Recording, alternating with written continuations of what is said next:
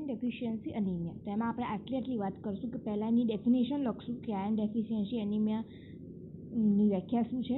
પછી એમ લખશું કે આનો કોઝ શું છે, આ કેમ થયું. પહેલાં આપણે પેશન્ટ આવી તો કેમ થયું એ જાણવાનું. પછી ક્લિનિકલ ફીચર એટલે પેશન્ટ શું અનુભવશે આ આયર્ન ડેફિશિયન્સી એનિમિયાની અંદર.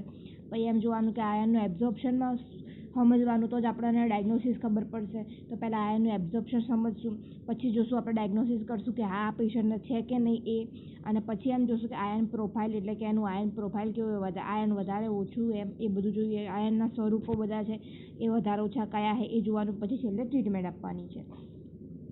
આપણે ચલીએ હવે સ્ટાર્ટ કરીએ તો આયર્નની વ્યાખ્યાઓ પરથી. તો કે આયર્ન ડેફિશિયન્સી આઈડીએ કે શું, iron deficiency is due to iron deficiency anemia is due to deficiency of ironની ઉણપથી causing defective heme synthesis.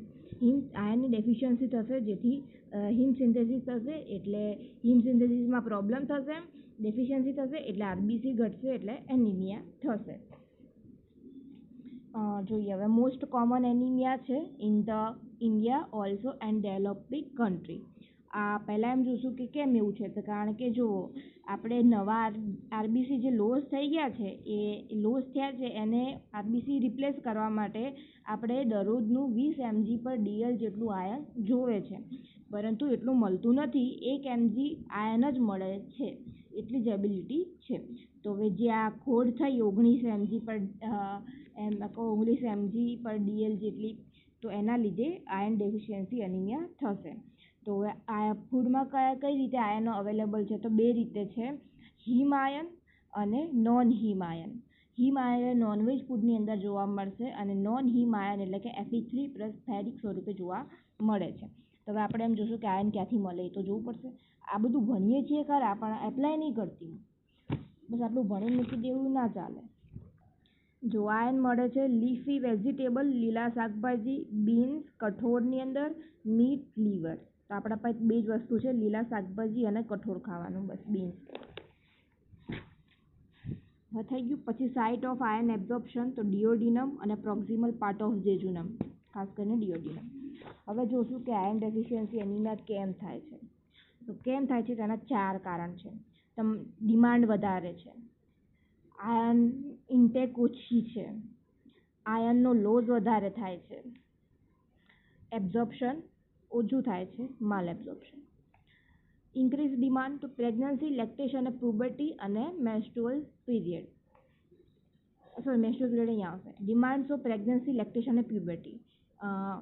Iron loss, તો હેવી મેન્સ્ટ્રુએશન બ્લીડ, એક્યુટ અથવા ક્રોનિક બ્લડ લોસ અને પેરાસાઇટિક ઇન્ફેક્શન. ઇન્ટેક ઓછી થઈ ગઈ, તો ડાયટમાં અંદર ડેફિશિયન્સી છે એટલે ઇન્ટેક ઓછી થઈ ગઈ. એબ્ઝોર્પ્શન ઓછું થયું કારણ કે તમારા જીઆઈટીમાં કંઈક પ્રોબ્લેમ છે પેરાઇટલ સેલની અંદર, તો તેથી તમારે માલ એબ્ઝોર્પ્શન થશે. આપણે જોઈ કોઝ જોયા, વ્યાખ્યા જોઈ, કોઝ જોયા. હવે આપણે જોઈશું ક્લિનિકલ ફીચર્સ શું છે. તો પહેલાં તો ફટીગ, થાક લાગશે, માણસ પીળું પડી જશે, પેલર, એક્સરસાઇઝ કેપેસિટી ઘટી જશે, થોડું બી કામ કરશે ને થાકી જશે. જે માઉથ છે, માઉથનો એંગલ છે ત્યાં આગળ ફિશર એટલે કે આમ લાઇનિંગ જોવા મળશે, ફિશર જોવા મળશે. બીજું છે કોલિકોનેકિયા, એટલે કે આપણા જે આ નખ છે એ સ્પૂન ટાઈપના થઈ જશે, આમ અંદર ખાડો પડી જશે. કોલિકોનેકિયા એ બહુ લાંબો ટાઈમનું હોય તો જ જોવા મળે. બીજું છે પ્લેટિનેકિયા, એટલે કે જે આ ફ્લેટિંગ ઓફ ફિંગરને નેલ છે એકદમ ફ્લેટ થઈ જશે, સીધા થઈ જશે, ઉપસેલા નહીં જોવા મળે. બીજું છે કન્જેસ્ટિવ હાર્ટ ફેલિયર, જો તમે સિવિયર એનિમિયા રહ્યો તો. બીજું છે આ નવું લાયા આપણે કે પ્લુમર વિન્સન સિન્ડ્રોમ, જેની અંદર માઇક્રોસાઇટિક હાઇપોક્રોમિક એનિમિયા હોય છે, અટ્રોપિક લોસાઇટિક જે આપણે ફિશરની વાત કરીએ, અને ઇસોફેજિયલ વેબ્સ હોય છે. આપણે હવે કોઝ જોઈ કાઢ્યા. હવે આપણે મિકેનિઝમ ઓફ આયર્ન એબ્ઝોર્પ્શન જોઈએ. તો એની અંદર શું હોય છે કે હવે આપણે આ ડિયોડિનમના સેલ છે, તો હવે એની અંદર આપણા પાસે આવ્યું Fe3+, આવ્યું. તો એને Fe2+ કન્વર્ટ કરશું કારણ કે આ જે રિસેપ્ટર છે એ છે ડાયવેલેન્ટ મેટલ ટ્રાન્સપોર્ટર 1. ડાયવેલેન્ટ મેટલ ટ્રાન્સપોર્ટર 1 છે આર્યા, કે જે 2+ વાળાને જ અંદર લાવે છે. 2+ વાળા નોન વેજીટેબલ ફૂડમાં જ હતા, તો હવે એને આપણે કન્વર્ટ વેજીટેબલ ફૂડવાળા 3+ ને 2+માં કન્વર્ટ કરશું અને એરિયા એન્ટર થશે. DMT1 ની અંદર એન્ટર થશે અને પછી આ પરાયટલ સેલની અંદર આવ્યા. તો પરાયટલ સેલની અંદર જેવા આવશે એટલા મ્યુકોઝલ ફેરિટીન તરીકે આ લોકો અમુક પાર્ટનો આયન એનામાં સ્ટોર પામી જશે અને પછી બહાર નીકળશે. તો બહાર નીકળવા માટે જે છે એ ફેરોપોટીન છે.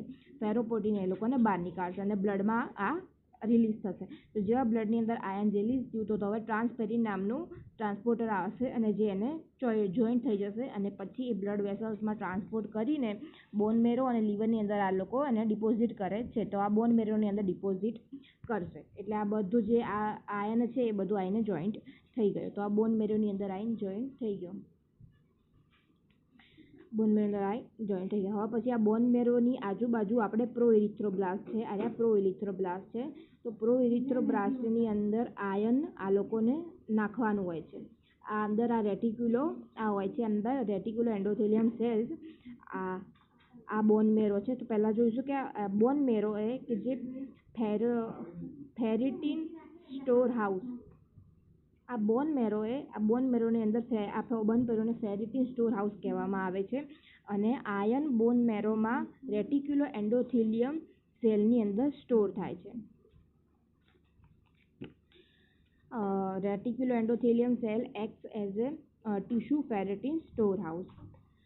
હવે આપણે આટલી વાત ખતમ થઈ કે હવે આ ફેરિટીન છે. આ ફેરિટીન એ આપણા પ્રોઇરિથ્રોબ્લાસ્ટની અંદર આ જે રિસેપ્ટરનાથી બહાર નીકળશે એ રિસેપ્ટર સેમ એ જ છે ફેરોપોટીન. કે એની અંદરથી બહાર નીકળશે આપણા ફેરિટીન અને પ્રોઇરિથ્રોબ્લાસ્ટની અંદર એક્ટ થશે અને પછી ઇરિથ્રોબ્લાસ્ટમાં કન્વર્ટ થઈ જશે. આટલી વાત ખતમ થઈ. આ ટ્રાન્સફેરિન છે એ આયનને પકડીને બ્લડમાંથી બોન મેરોમાં લાવે છે. બોન મેરોની આજુબાજુ પ્રોઇરિથ્રોબ્લાસ્ટ હોય છે કે જેને ફેરોટીન જોતું હોય છે અને તે મળે છે રેટિક્યુલો એન્ડોથેલિયમ સિસ્ટમની અંદર.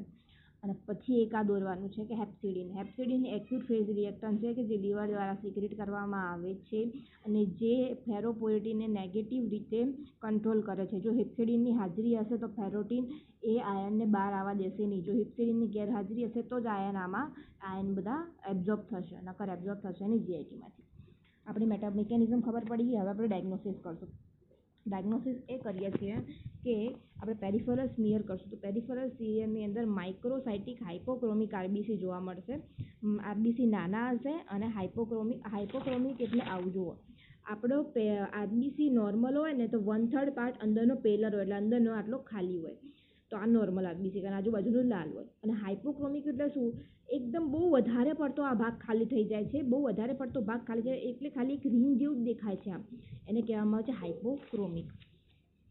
તો સાઇઝ નાની થઈ જાય છે આરબીસીની અને હાઇપોક્રોમિક જોવા મળે છે. હાઇપોક્રોમિક આ આયર્ન ડેફિશિયન્સી એનિમિયાની સાથે બીજા કયા એનિમિયાની અંદર જોવા મળે છે? તો કે એનિમિયા ઓફ ક્રોનિક ડિઝીઝની અંદર જોવા મળે છે, થેલેસીમિયાની અંદર જોવા મળે છે અને સિડરોબ્લાસ્ટિક એનિમિયાની અંદર બી જોવા મળે છે માઇક્રોસાઇટિક હાઇપોક્રોમિક એનિમિયા. હવે આપણે આ બીજા ડાયગ્નોસિસની વાત કરશું કે એમાં પેન્સિલ સેલ જોવા મળશે જેને સિગાર સેલ કહેવાય છે. હવે આ મસ્ત આપેલા છે પેન્સિલ સેલ જોવા મળે છે. આમાં આપેલા નથી ક્યાંય પણ આમ આવી રીતે હોય પેન્સિલ સેલ. આવા ટાઈપના જ હોય પેન્સિલ સેલ. પછી અમુક વાર પ્લેટલેટ વધેલા હોય છે કારણ કે જો તમારો બ્લડ લોસ થતો હોય તો પ્લેટલેટ વધી જ જવાના. તો બ્લડ લોસના લીધે એનિમિયા થયો હોય તો. બીજું છે એનસીવી, એચસીવી, એચસી, પીસીવી આ બધું ઘટી જાય છે. અને ડાયગ્નોસિસ આપણે હવે એમાં આયનની પ્રોફાઇલ જોશું ડાયગ્નોસિસની અંદર જ. તો કે નોર્મલ કમ્પેર કરશું તો આપણે આયર્ન ડેફિશિયન્સી એનિમિયાની અંદર કમ્પેર કરશું. હવે સીરમ આયન જોશું તો સીરમ આયન આપણા પાસે નોર્મલી 50 થી 150 માઇક્રોગ્રામ પર ડીએલ હોય છે. તો આયર્ન ડેફિશિયન્સી એનિમિયાની અંદર એ ઘટી જાય છે. બીજું છે ફેરિટીન કે જે આપણે બોન મેરોની અંદર હતું તો એ 50 થી 150 નેનોગ્રામ પર ml હોય છે કે જે બી આયર્ન ડેફિશિયન્સી એનિમિયાની અંદર ઘટી જાય છે. બીજું છે ટ્રાન્સફેરિન સેચ્યુરેશન. જે ટ્રાન્સપોર્ટર હતું એ 33% જેટલું છે જે આયર્ન ડેફિશિયન્સી એનિમિયાની અંદર ઘટી જાય છે. બીજું છે total iron binding capacity. Total iron binding capacity એટલે શું?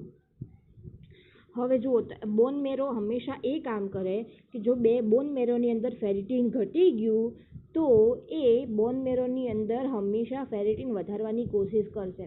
જો ઘટી ગયું તો એ આપણી આ જે ટોટલ બાઇન્ડિંગ આયન કેપેસિટી હતી ને એ વધારી દેશે બોન મેરો, અને એમ કહેશે કે ફટોફટ ફેરિટીનને તમે લાવો સિરમમાંથી બોન મેરોની અંદર. તો આયન ડેફિશિયન્સી એનિમિયાની અંદર શું થયું છે, બોન મેરોની અંદર બી ઘટી ગયો છે અને સિરમની અંદર બી ઘટી ગયો છે આ ફેરિટીન આયન. તો એ ઘટી ગયું છે તો બોન મેરો ટોટલ બાઇન્ડિંગ કેપેસિટી વધારી કાઢશે અને સિરમમાંથી આયનને બોલાવશે બોન મેરોની અંદર, એટલે આયન ડેફિશિયન્સી એનિમિયાની અંદર ટોટલ બાઇન્ડિંગ કેપેસિટી વધી જાય છે. આ એક નોટ કરવા જેવી બાબત છે. અને હવે આ ટોટલ બાઇન્ડિંગ કેપેસિટી નોર્મલ પર્સનની અંદર 300 mg/dl જેટલી હોય છે. એ આપણે કઈ રીતે લાવ્યા હતા, ધારો કે જોઈએ કે ટ્રાન્સફેરિંગ બાઇન્ડિંગ, આ ખાલી સમજવા જેવું, કંઈ કરવા જેવું નહીં. Transferring binding to iron, the serum iron is 100. જો આપણે ધારો કે આ સીરમ આયનને ડાયરેક્ટ સરેરાશ તરીકે 100 μg/dl જેટલું ધારી લઈએ. જો 33% જેટલું, આપણે આ 33% જેટલું છે તો 33% જેટલું ટ્રાન્સફેરિનનું સેચ્યુરેશન હોય તો 100 આયનને પકડી શકે છે.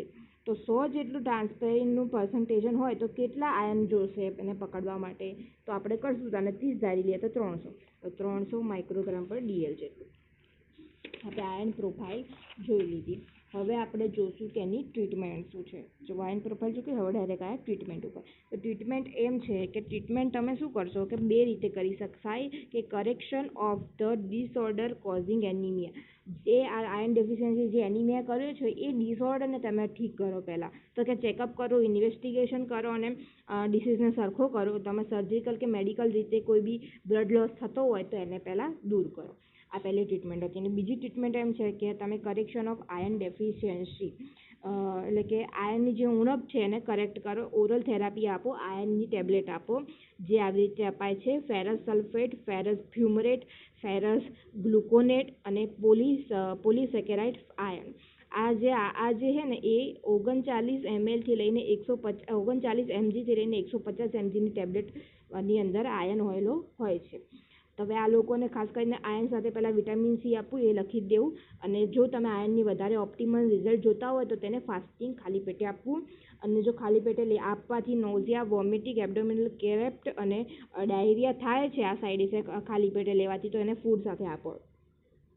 અને વધારે આયન સહન ના કરી શકતું હોય તો તેને સૌથી ઓછું ફેરસ ગ્લાયકોનેટ જે છે એ ખાલી 39 mg જેટલો આયન ધરાવે છે તો તે આપવાનું. બીજું છે ઓરલ થેરાપી. બીજું છે એ કહેવાય પેરેન્ટલ થેરાપી, એટલે કે જે લોકો ઓરલ થેરાપી ના લઈ શકતા હોય, એટલે કે GIT ડિસઓર્ડર હોય અથવા માલ ઓબ્ઝર્વેશન થયું અથવા પોસ્ટ ઓપરેટિવ એમને કંઈ પ્રોબ્લેમ હોય તો તમે એને પેરેન્ટલ થેરાપી આપી શકો છો, પણ આ બહુ કોસ્ટલી હોય છે. આ વાત ખતમ થઈ. હવે આપણે એમ જોશું કે આ કઈ રીતે આપણને ખબર પડી કે આપણે આયન ડેફિશિયન્સી એનિમિયાની ટ્રીટમેન્ટ આપણી સાચી જાય છે અને સુધરે છે. તો એ આપણે જોશું કે ફર્સ્ટ રિસ્પોન્સ શું છે. તો ફર્સ્ટ રિસ્પોન્સ આપણે કે આપણે ટ્રીટમેન્ટ આપી અને પેશન્ટને તરત જ સિમ્ટોમેટિક ઇમ્પ્રુવમેન્ટ થશે પહેલા જ દિવસથી, તો એ આપણે થયું કે આપણે ટ્રીટમેન્ટ આપીએ બરાબર આપી છે. અને બીજું શું છે કે 5 થી 7 દિવસની અંદર રેટિક્યુલર પર્સન્ટેજ છે ને એ ઇન્ક્રીઝ થઈ જશે, તો આપણી ટ્રીટમેન્ટ સાચી છે. અને બેસ્ટ રિસ્પોન્સ એ છે કે જે હિમોગ્લોબિનનું લેવલ ઘટી ગયું તો હવે હિમોગ્લોબિનનું લેવલ વધી જશે, તો આપણી ટ્રીટમેન્ટ એકદમ એક્યુરેટ છે. વ્યાખ્યા કરી કાઢી કે આયન ડેફિશિયન્સી એનિમિયાની શું કહેવાય, આયનની ઉણપ હોય છે એટલે હિમોગ્લોબિન બનતું નથી એટલે એનિમિયા થાય છે. કોઝ કોડી કાઢ્યો કે તમે ઓછો લો છો, તમારું વધારે લોસ થઈ જાય છે. બીજું તમે છે કે એબ્ઝોર્પ્શન નહીં થતું, અને બીજું એમ છે કે ડિમાન્ડ વધારે છે પ્રેગ્નન્સીમાં. બીજું છે આપણે ક્લિનિકલ ફીચર પેલર, થાકી જવું, પછી છે આપણું સિવિયરમાં કન્જેસ્ટિવ હાર્ટ ફેલિયર, પછી આપણે ફિશર જોવા મળે છે ગાલમાં, એક્સરસાઇઝ કેપેસિટી ઘટી જાય, નખવાળું રહી ગયું કે નખ એને સ્પૂન થાય છે અને ફ્લેટ થઈ જાય છે, અને એક આવું છે. આની વાત ખતમ થઈ. પછી આપણે મિકેનિઝમ જોઈ કાઢી. મિકેનિઝમમાં ખાલી આટલું યાદ રાખવાનું કે ડાયવેલેન્ટવાળું છે, આ હિપ્સેડિન એને કંટ્રોલ કરે છે, અને પછી ટ્રાન્સપેરિનાલ આવે છે, અને આ બધું થઈ ગયું. અને પછી આપણે જોયું આ આયન પ્રોફાઇલમાં કે બધું ખૂટી જાય છે, ખાલી ટોટલ બાઇન્ડિંગ કેપેસિટી વધી જાય છે, અને બીજું એની ટ્રીટમેન્ટ કરી કાઢી. આટલી વાત ખતમ થઈ. હવે હું નવું ઉમેરું છું. હવે આટલું આપણે આયર્ન ડેફિશિયન્સી એનિમિયા ખતમ થયું. હવે આપણે આયર્ન પ્રોફાઇલમાં આપણે anaemia due to chronic disease અને સિડ્રોબ્લાસ્ટિક એનિમિયા ઉમેરીએ છીએ. Anaemia due to chronic disease એટલે શું? એટલે કે એનું કારણ શું છે? તો 2 મહિનાથી તમારે બ્લડ લોસ થતો હોય, anaemia due to chronic disease 2 મહિનાથી કોઈ બી થતું હોય, કામ તરીકે 2 મહિનાથી શું થતું હોય તો કે ક્રોનિક ઇન્ફ્લામેશન થતું હોય, ક્રોનિક ઇન્ફેક્શન થતું હોય અને મેલેગ્નન્સી હોય, તો આ બધું થયું એના લીધે ઇન્ટરલ્યુકેન 6 અથવા ઇન્ટરલ્યુકેન 1 અથવા TNF આલ્ફા આનું પ્રમાણ વધી જાય છે, જે લીવરની અંદર જશે ને લીવરની અંદર જઈને હિપ્સેડિનનું પ્રમાણ વધારે આવશે. અને આપણી હિપ્સેડિન શું હતું? એક્યુટ ફેઝ રિએક્ટન્ટ છે, જે વધારે હિસ્પિડિસની હાજરીમાં સેરોટોનિન નેગેટિવ રેગ્યુલેશન આવશે. હવે શું થશે? ફેરોટોપ્ટિન એ બંને જગ્યાએ છે. આપણે જુઓ, એક અહીંયા છે અને એક અહીંયા છે. હવે આમાં શું થશે કે જે આ anaemia due to chronic disease છે, તો આ શું કહેવાય? આપણું જુઓ, સીરમ આયર્ન લેવલ ઘટી જશે, બરાબર, કારણ કે હિપ્સેડિનનું લેવલ વધી ગયું છે, તો જીઆઈટીમાંથી ફેરોટિનને જીઆઈટીમાંથી આયર્ન લેવા દેશે નહીં, તો સીરમ આયર્ન ઘટી ગયું. અને હવે આપણે ફેરિટીન જોશું. કયું? તો ફેરિટીન જોશું એ કે બોન મેરોમાં ફેરિટીન સંગ્રહ પામે છે. તો હવે બોન મેરોની અંદર આ જે ફેરોપોટીન છે એ નેગેટિવમાં આવી ગયો, તો ફેરોપોટીન બંધ થઈ જશે, દરવાજા બંધ થઈ જશે, તો આ ફેરિટીન બહાર નીકળશે નહીં. તો બહાર નીકળશે નહીં તો આ બોન મેરોની અંદર ફેરિટીનનું પ્રમાણ તો વધી જ જશે. બહાર નીકળશે નહીં તો જે નોર્મલ પર્સનમાં હતું એનું એ જ રહેશે, એટલે વધેલું જ હશે. તો હવે અને બોન મેરોને આપણે એક વાત આગળ કરી હતી કે જ્યાં સુધી બોન મેરોની અંદર ફેરેટીનનું પ્રમાણ ઘટે નહીં, તો ત્યાં સુધી એ ટોટલ બાઇન્ડિંગ કેપેસિટી વધારીને વધારે પડતું ફેરેટીન અંદર બોલાવશે નહીં. તો આની અંદર તો બરાબર જ છે ફેરેટીન, તો ટોટલ બાઇન્ડિંગ કેપેસિટી એ લોકો વધારશે નહીં અને બહારથી આ ફેરેટીન આવવા દેશે નહીં. તો એની વજુ ક્રોનિક ડિસીઝની અંદર આયર્ન આપણે ફેરોટોનિન જીઆઈટીમાંથી ઘટાડી નાખ્યું, એટલે આયર્ન આવશે નહીં જીઆઈટીમાંથી. શું કહેવાય? ફેરેટીન બોન મેરોની અંદર તો વધારે જ છે, કારણ કે એ ફેરોપોટીન બોન મેરો ઇનિબિટ થઈ ગયા છે. અને ટ્રાન્સફેરિન સેચ્યુરેશન એ તો ઘટી જવાનું, કારણ કે સિરમની અંદર આયર્ન નહીં. જો આ સિરમની અંદર આયર્ન નહીં, તો ટ્રાન્સફેરિન આયર્ન શું કામ આયર્ન જોડે બાઇન્ડ થાય? સિરમની અંદર તો આયર્ન હે નહીં. અને ટોટલ બાઇન્ડિંગ કેપેસિટી વધારે ઘટી જશે, કારણ કે બોન મેરોની અંદર તો વધારે છે જ ફેરેટીન. આ વાત ખબર પડી ગઈ. હવે આપણે એ જોશું કે સિડ્રોબ્લાસ્ટિક એનિમિયા એટલે શું? સિડ્રોબ્લાસ્ટિક એનિમિયા એટલે કે આયર્ન ઓવરલોડ થાય છે. આયર્ન બોન મેરોમાં વધારે છે, તો બોન મેરોમાં લાવવાની જરૂર નથી આયર્ન, તો ટોટલ બાઇન્ડિંગ કેપેસિટી આમાં ઘટશે. સિડ્રોબ્લાસ્ટિક એનિમિયાની વાત કરીએ કે એનું કારણ શું છે? કે હેરિડિટરી એક્સ લિંક્ડ હોઈ શકે, એક્વાયર્ડમાં એલ્કોહોલિઝમ, લેસ પોઈઝનિંગ ડ્રગ તરીકે આઇસોનિયાઝાઇડ અને કોપરની ડેફિશિયન્સીના લીધે આયર્નનું ઓવરલોડ થઈ ગયું હોય છે, કે જે કઈ રીતે જોવા મળે છે કે બોન મેરોના આ રીતે હોય છે. બોન મેરોની તમે બાયોપ્સી લેશો તો આપણું આરબીસી તો બરાબર દેખાશે, આરબીસીનું ન્યુક્લિયસ છે, અને એની આજુબાજુ તમને આવી રીતે આયર્ન ડિપોઝિટ થયેલું છે રિંગ ટાઈમનું, જ્યાં દેખાય છે. તો ઇરિથ્રોબ્લાસ્ટ વિથ આયર્ન ડિપોઝિશન રિંગ, જેને રિંગ સિડ્રોબ્લાસ્ટ કહેવામાં આવે છે, આ રીતે જોવા મળે છે સિડ્રોબ્લાસ્ટ, રિંગ સિડ્રોબ્લાસ્ટ. તો હવે આની અંદર શું હોય છે? દેખો, આની અંદર સિડ્રોબ્લાસ્ટિક એનિમિયાની અંદર આયર્ન ઓવરલોડ થઈ ગયો હોય છે. એટલે આયર્ન તો સિરમની અંદર વધારે છે, તો ફેરેટીન બી વધારે હશે અને ટ્રાન્સફેરિક સેચ્યુરેશન બી વધારે હશે, કારણ કે આયર્ન વધારે છે તો ટ્રાન્સપોર્ટર બી વધારે આવવાનું. ટોટલ બાઇન્ડિંગ કેપેસિટી એટલા માટે ઘટી જશે કે બોન મેરોની અંદર બી આયર્ન વધારે છે, તો બોન મેરોની અંદર આયર્ન વધારે હોય તો એ બોલાવશે નહીં આયર્ન અને બોન મેરોની અંદર ટોટલ બાઇન્ડિંગ કેપેસિટી વધારીને, એટલા માટે આ ઓછું છે. અહીંયા આપણે બધું પૂરું કર્યું. હા, નીકાળે છે. થેલેસીમિયા ટ્રેટ અને આયર્ન ડેફિશિયન્સી એનિમિયા વચ્ચેનો ડિફરન્સ શું છે? તો એની વચ્ચેનો ડિફરન્સ એમ છે કે હવે આ થેલેસીમિયાની અંદર એમસીબી ઘટેલું હશે, આયર્ન ડેફિશિયન્સીની અંદર બી ઘટેલું હશે. આરબીસી કાઉન્ટ થેલેસિયમની અંદર નોર્મલ હશે, જ્યારે આયર્ન ડેફિશિયન્સીની અંદર ઘટેલા હશે. હવે એમસીબી અપોન આરબીસી કાઉન્ટ કરીશું તો જો એમસીબી અપોન આરબીસી કાઉન્ટ, આ નોર્મલ એટલે વધેલા કહેવાય, તો આ ઘટેલું જવાનું, કારણ કે નીચેની કિંમત વધેલી છે એટલે 13 કરતાં ઓછી આવશે, અને આમાં નીચેની કિંમત બી ઘટેલી અને ઉપર બી ઘટેલી, એટલે આ કિંમત વધારે આવશે, એટલે 13 કરતાં વધારે. જો આ થેલેસીમિયા ટ્રેટ અને આયર્ન ડેફિશિયન્સી એનિમિયા વચ્ચે ડિફરન્ટ નીકાળવો હોય તો જે આને MCV અપોન RBC કાઉન્ટ એટલે મેટર્સન ઇન્ડેક્સ કહેવામાં આવે છે. જો મેટર્સન ઇન્ડેક્સ 13 કરતાં ઓછી હોય તો થેલેસેમિયા ડેડ, મેટર્સન ઇન્ડેક્સ 13 કરતાં વધારે હોય તો આયર્ન ડેફિશિયન્સી એનિમિયા.